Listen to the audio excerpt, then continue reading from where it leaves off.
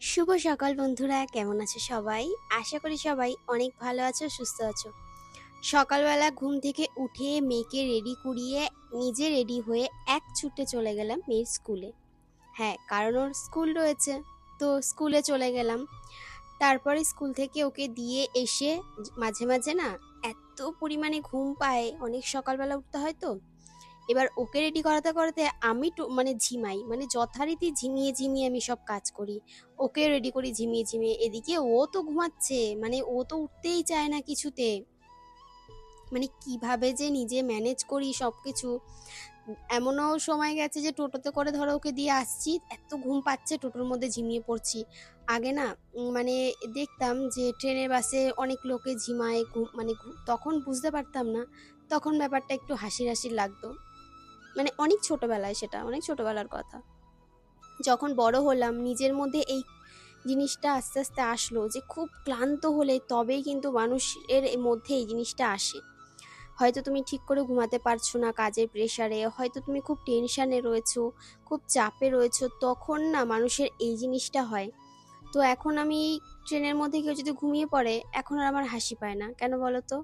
ওই যে বুঝি যে হ্যাঁ, ক্লান্তি মানুষের মধ্যে থাকে, যেই ক্লান্তি পরিশ্রম মানুষকে বাধ্য করে এইভাবে মানুষকে মানে ঘুমাতে, বা এইভাবে মানুষ ঝিমায়। তো এটাও একটা কারণ। আসলে সব বয়সে তো সব কিছু আমরা বুঝে উঠতে পারি না, আর অনেক ছোটবেলায় এটা বোঝাটাও স্বাভাবিক নয়, মানে ছিল না আমাদের কাছে। আস্তে আস্তে যত বড় হচ্ছি তত ব্যাপারগুলো বুঝতে পারছি যে হ্যাঁ, এটার জন্য এটা হয়, এটার জন্য এটা করে, এই হচ্ছে ব্যাপার। তো এসে তারপরে আর দেরি করলাম না, এদিকে কাজে লেগে পড়লাম। জামাটা চেঞ্জ করে নিয়েছি। আর আমার এই নাইটিটার না সেই একটা পেরেকে লেগে পুরো নাইটিটার একটা পকেট ছিল, সুন্দর ছিল নাইটিটা, পকেটটা হাফটা ছিঁড়ে গেছে। তো ভাবছি পকেটটা সেলাই করব আবার, কিন্তু আজকেই হয়েছে এটা বুঝতে পারিনি। তো যাই হোক, দেখা যাক কখন কি করতে পারি। তারপরে রান্নাঘরের সব কিছু মুছে নিলাম ভালো করে, বাসন মেজে নিলাম, রান্নাঘর মুছলাম, আর এদিকে কাউন্টারের জায়গাগুলো সব মুছে নিলাম। মুছে নিয়ে এবার চলে আসলাম টেবিলে। টেবিলটা যদিও খাওয়া দাওয়া হয় না, কিন্তু তারপরেও প্রতিদিন একটু পরিষ্কার না করে দিলে কেমন একটা মনটা আনচান আনচান করে। এটা আমাদের প্রত্যেকেরই কিন্তু হয়। ঘরের প্রতিটা কোণা যদি আমরা মাঝে মাঝে একটু একটু করে পরিষ্কার না করতে পারি, তখন আমাদের মনে হয় কিছু একটা কাজ হয়তো করিনি। আর এই তো সামনে পুজো আসছে, এখন তো আমাদের বাঙালিদের সব ঘর দৌড় ঝাড় পোছ কত কিছু করতে হবে, তাই না? কেউ ঘরে রং করছে, কেউ ঘর পুরো ঝেড়ে পুছে পরিষ্কার করছে। বিভিন্ন রকমের জিনিস আমরা কিন্তু করে থাকি। তো তারপরেও পুজোর আগে একদম ঝাঁ চকচকে করে তুলি ঘরটাকে। মাটির ঘর হলে মাটির ঘর, দালান ঘর হলে দালান ঘর, কিন্তু প্রত্যেকে আমরা নিজেদের ঘরটাকে সুন্দর করে নিজেদের সাথে সাথে সাজিয়ে তুলি। কারণ পুজোর সময় আমরাও তো সেজে উঠি, তাই না? তারপরে এই ঘরে আসলাম। চাদরটা আজকে আর চেঞ্জ করলাম না, দেখি পরে চেঞ্জ করে দেবো। এবার এই ঘরের বেডশিটটা একটু টান টান করে পেতে দিয়ে তারপরে সমস্ত কিছু সরিয়ে সরিয়ে ভালো করে মুছে নিচ্ছি। আর এই পাখাটা একটু চালিয়ে দিলাম। পাখাটা চালালে ঘরটা তাড়াতাড়ি শুকিয়ে যায়, না হলে এই ঘরটা সারাদিন মোটামুটি বন্ধ থাকে। তো তখন কি হয় বলো তো, ওই যে একটা জল জল ব্যাপার থাকে না, ওটা শোকাতে চায় না। আর ঘরের মধ্যে একটা অন্যরকম স্মেল তৈরি হয়, যে কারণে পাখাটা চালিয়ে দিলে শুকিয়ে গেল। আর ফ্লোর ক্লিনার দিয়ে ক্লিন করেছিলাম, তো সুন্দর করে একদম ক্লিন হয়ে যায়। তারপরে এদিকে যে কোয়েলও উঠে গেছে, আমার সোনামা তো স্কুল চলে গেছে। আর কোয়েলও স্কুল যাবে, তো ও ওই টিফিনে নিয়ে যাবে আজকে ডিম টোস্ট, আর তার সাথে খেয়ে যাবে ভাত। আমাদের তো জানো, আমাদের বাড়ি বাচ্চাদের সকালবেলা উঠে একটু ভাত না খাওয়াতে পারলে মনটা যেন আনচান আনচান করে। ওই চা মুড়ি বা কিছু অন্য কিছু করে দিলাম, এই সমস্ত হয় না আমাদের। কারণ বাচ্চারা বাড়িতে, দেখো আমরা কষ্ট করি কিসের জন্য? আমাদের বাচ্চাদেরকে ভালো রাখার জন্য, তাই তো? এবার তাদেরকে সকালবেলা উঠে যদি একটু ভাত বা একটু খাবার না দিতে পারি, মানে ভালো খাবার তো পরের কথা, ভাত তো সব থেকে ভালো খাবার, তাই না? হ্যাঁ, মাঝে মাঝে বায়না করে এটা সেটা খাওয়ার, সেটা আলাদা ব্যাপার। কিন্তু আমি মনে করি যে আমাদের বাঙালি মায়েদের একটু যদি বাচ্চাদের পেটে আমরা ভাত দিতে পারি বা মুখে কটা ভাত দিতে পারি, আমাদের মনে খুব শান্তি লাগে। আমার তো বিশেষ করে হয়, ভাবি কটা ভাত তো খেয়ে গেছে, ঠিক আছে, বেশ কয়েক ঘন্টা থাকতে পারবে। তারপরে না হয় আবার স্কুল থেকে আসলে কটা ভাত খাইয়ে দেবো। কারণ দেখো, কোয়েল সকালবেলা স্কুলে যায় তখন বাজে 11:15টার সময় বাড়ি থেকে বেরোয়। বাড়িতে ফেরে তখন বাজে তোমার 4টে 5টা বেজে যায়। এসে কটা ভাত খেয়ে আবার পড়তে যায়।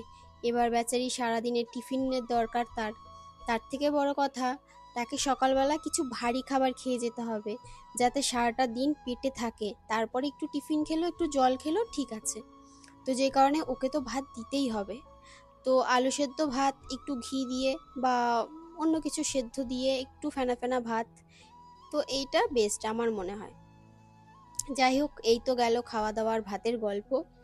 তো একটা অন্যরকম একটা চাদর পেতেছি। এই চাদরটা অন্যান্য বারও পেতেছি, কিন্তু এই ঘরে পাততাম না, ওই ঘরে পাততাম। তো ওই জন্য ডিজাইনটা না বোঝা যেত না। ডিজাইনটা খুবই সুন্দর। তো অনেকেই চেয়েছো আমার কাছে বেডশিটের জন্য। তো বেডশিট এই তো পুজোর মধ্যে আবার হয়তো আসবে, তখন তোমাদেরকে প্রত্যেককে দেখাবো আমি। হ্যাঁ, লাইভে চেষ্টা করব দেখানোর, আমি ইচ্ছা আছে। তো জানি না আমি কতদূর কি করতে পারবো, দেখা যাক কতদূর কি করতে পারি।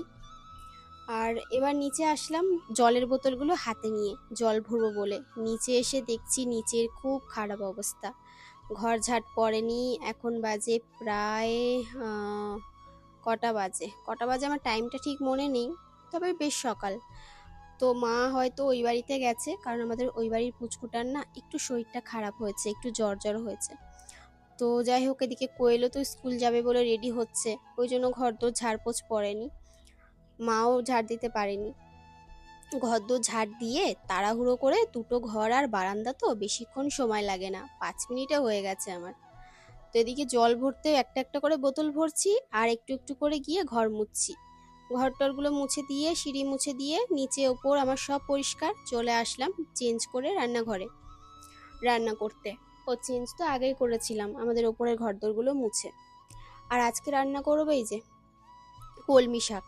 কলমি শাকটাকে ভালো করে কেটে বেছে ধুয়ে, তার মধ্যে ওই কাঁঠালের আটি, বীজ আর কি, আর তার সাথে আলু, ব্যাস এই দিয়ে একেবারে ফোড়নে বসিয়েছি। আজকে আর সেদ্ধ টেদ্ধ করলাম না, কারণ তাড়াহুড়ো রয়েছে, তাড়াতাড়ি করে রান্নাবান্না সেরে নেব। আর এদিকে মা এনেছে একটুখানি ট্যাংরা মাছ, মেয়েকে স্কুল দিতে গেছিল, স্কুল দিয়ে আসার সময় হাতের কাছে ট্যাংরা মাছ পেয়েছে। তো আমি আবার দেখলাম ট্যাংরা মাছটা ভালো আছে কিনা। তো যা মাছ আছে আমাদের একবেলা হয়ে যাবে, মোটামুটি আমাদের এবেলা হয়ে বাচ্চাগুলোর রাত হয়ে যাবে। তো রাতে বাচ্চাগুলোর হলেই হবে, আমরা যা হোক সেদ্ধ টেদ্ধ খেয়ে নেবো বা শাক দিয়ে খেয়ে নেব। শাকটাকে রসুন ফোড়ন দিয়েছিলাম, ফোড়নে রসুন, কাঁচা লঙ্কা, শুকনো লঙ্কা, এই দিয়ে শাকটাকে একদম ঢাকা ঢাকা দিয়ে ভালো করে রান্না করে নেব। আর এদিকে পেস্তার খাবার বসে গেছে, সিটি দিলেই নামিয়ে দেবো। আর এদিকে গরম গরম ভাতটাও হয়ে গেছে। ব্যাস, মেয়েও স্কুল থেকে এসে গেছে, স্নান হয়ে গেছে, সকালের খাওয়াও হয়ে গেছে। মানে সকালবেলা তো স্কুলে যায়, তখন একটু 2 চামচ ছাতু খেয়ে পাঠাই, আর একটু হালকা টিফিন দিয়ে দিই। মানে কোনো দিন ফল দিই, কোনো দিন একটা ডিম সেদ্ধ দিই।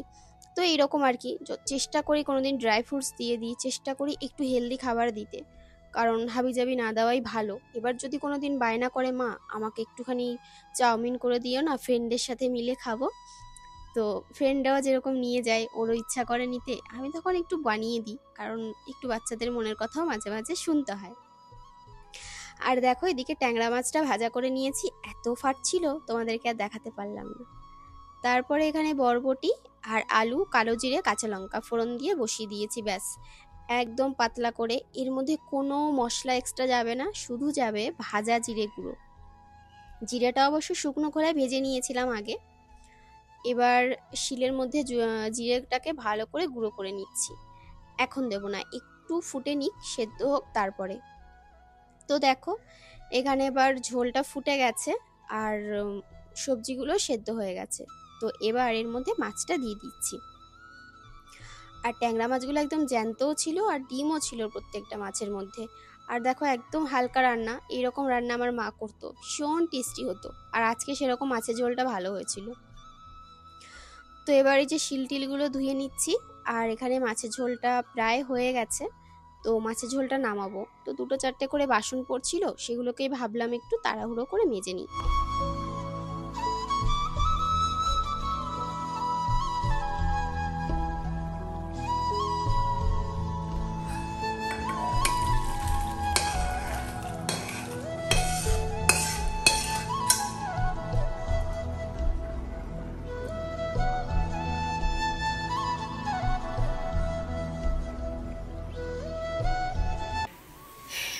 এইমাত্র স্নান করলাম, স্নান করে তারপরে কি করলাম, ও পেস্তাকে ভাত দিয়ে দিলাম। আর মেয়ে তো সকালবেলা এসে স্কুল থেকে খেয়ে স্নান করে তারপরে ঘুমিয়ে পড়েছে।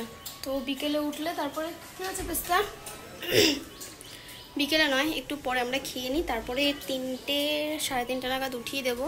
উঠিয়ে দিয়ে তারপরে ওকে খাইয়ে দেবো, কারণ আবার তো পড়তে যাবে, আবার পড়াগুলো যেগুলো রয়েছে সেগুলো কমপ্লিট করবে। বেশিরভাগ দিনই এসে যদি ওর ঘুম পায় বলি যদি ঘুমাতে ইচ্ছা করে ঘুমিয়ে পড়ে, আর যদি ঘুমাতে ইচ্ছা না করে তাহলে পড়াগুলো কমপ্লিট করে নেয়। 2-1 দিন ঘুমায়, আর বেশিরভাগ দিনই ওই কাজগুলো কমপ্লিট করে নেয়, তারপরে পরে ঘুমায়। আর আমার এই গাছটায় ফুলের সংখ্যা কমে গেছে, এখন অল্প অল্প ফুল দেবে। এনাকে দেখো, কে ওখানে কে এসছে, কেউ নেই, যাও।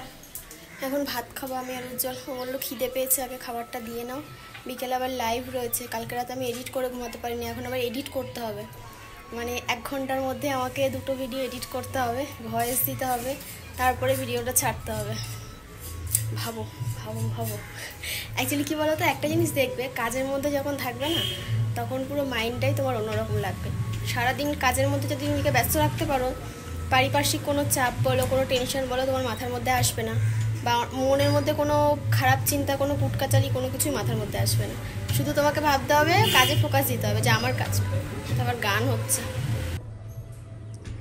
আগের দিন যে গাছগুলো লাগিয়েছিলাম, এই দেখো ছোট্ট ছোট্ট চারা বেরিয়েছে। এটা কিসের চারা বলো তো? এটা হচ্ছে তোমার নীলকণ্ঠ ফুলের চারা। এখানে একটা হয়েছে, এখানে একটা উঠেছে, এইখানে একটা উঠেছে। এইগুলো কিসের চারা বলতে পারবো না, কারণ এই ছোটো ছোটো চারাগুলো অনেক দিন ধরে হয়ে রয়েছে। আরও অনেকগুলো লাগিয়েছিলাম অনেক জায়গায়, জানি না কোথায় কোথায় হয়েছে। এই দেখো, এই একটা গাছ হয়েছে বড়, কারো লাগলে এসে নিয়ে যেতে পারো আমার বাড়ির থেকে। আর এই একটা উঠেছে সবে, এইটা এখনো হয়নি, কিন্তু না বীজটা বেরিয়ে গেছে, যেন হতে পারছে না, হবে। জল দিয়েছিলাম, মনে হয় বেরিয়ে গেছে বীজটা, মাটি পাচ্ছে না। আর এই উচ্ছে গাছগুলো ভালোই বড় হয়েছে। আর আমার লেবু দেখবে, লেবুগুলো অনেকটা বড় হয়ে গেছে। এই দেখো, এই হচ্ছে লেবু, এইখানেই রয়েছে, এইখানেরগুলো বড় হয়েছে। এই দেখো, এইখানেরগুলো অনেকটা বড় হয়ে গেছে। গুড ইভিনিং সবাইকে। এখন বাজে রাত 9:15। এখন তোমাদেরকে গুড ইভিনিং বলছি। কি হয়েছে বাবা? সবে আমি ভাত বসালাম, এই যে ভাত বসানো রয়েছে, এখানে ডিম সেদ্ধ বসানো রয়েছে। যাও বাইরে যাও, এখন ভাত হয়নি। আর আমাদের ওই বাড়ির চাল কুমড়ো গাছে বড় বড় চাল কুমড়ো হয়েছে নাকি। মা সেখান থেকে দুপুরবেলা গেছিলো আমাদের পুচকুটাকে দেখতে, পুচকুটার আবার জ্বর এসছে, কি খারাপ লাগছে।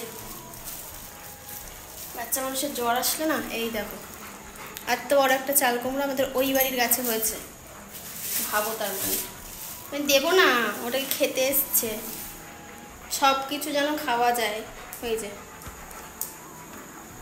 পৃথিবীর সব কিছু ওর কাছে খাদ্য বস্তু, বুঝেছো? যা আছে জুতো থেকে শুরু করে, সুতো থেকে শুরু করে, নোংরা মাটি, গোবর, তারপরে ঘাস পাতা, লতা পাতা সব ও খাবে। কোনো জিনিস ওর খাওয়ার মানে কোনো জিনিস ওর এমন নেই যে মুখে টেস্ট লাগে না, সব টেস্ট লাগে ও খেতে। চা খেলাম, কোয়েলের স্যার এসছে, কোয়েলের স্যারকে চা করে দিলাম। শাড়ি টাড়িগুলো সব সুন্দর করে ভাঁজ করে রাখলাম, অর্ডারগুলোও নিচ্ছি। তার সাথে এসে এখানে আমি ভাতও বসিয়েছি, ডিম সেদ্ধ বসালাম, কারণ দুপুরে যে মাছ তরকারি করেছি না, আমি তো পেঁপে সেদ্ধ আর ওই যে উচ্ছে সেদ্ধ দিয়ে শুধু ভাত খেয়েছি। উজ্জ্বল 1 পিস মাছ খেয়েছিল, একটু ঝোল করেছিল, আজকে একদম খেয়েছিল, আজকে একদম পাতলা করে রান্না করেছিলাম, তো বললো ভালো হয়েছে। অল্প কটা ভাত খেয়েছে, আমিও অল্প কটা ভাত খেয়েছি। আর মাছ এমনিতে কমই ছিল, রাতে যা আছে ওদের হবে, তো আমাদের সবার হবে না, ওই জন্য ডিম সেদ্ধ বসালাম। ডিম দিয়ে একটু গরম ভাতে আলু সেদ্ধ বা কিছু দিয়ে খেয়ে নেব। আর শাক রয়েছে, ওই যে শাক করেছিলাম সেই শাকটাও রয়েছে। আর আমাদের গ্যাসের হয়েছে সমস্যা, গ্যাস মানে শুধু এইটা কোনো রকমে পুরো টাইট হয়ে গেছে, কোনো রকমে এটাকে ঘুরিয়ে ঘুরিয়ে অন করেছি, এটা এবার অফ হচ্ছে না, একই জায়গায় দাঁড়িয়ে রয়েছে, যে পাশেই ঘোরাই সেই পাশেই অন হয়ে থাকছে, গ্যাস বেরিয়ে যাচ্ছে। আমাকে নিচের থেকে সেই লকটা অফ করতে হচ্ছে। বিকেলে লোক ডাকা হয়েছিল, বলেছিল বিকেলে আসবে, কিন্তু বিকেলে আসলো না। কালকে আবার কল করব, এদেরকে কল করে করে মাথা খারাপ করতে হবে, তারপরে আসবে গিয়ে।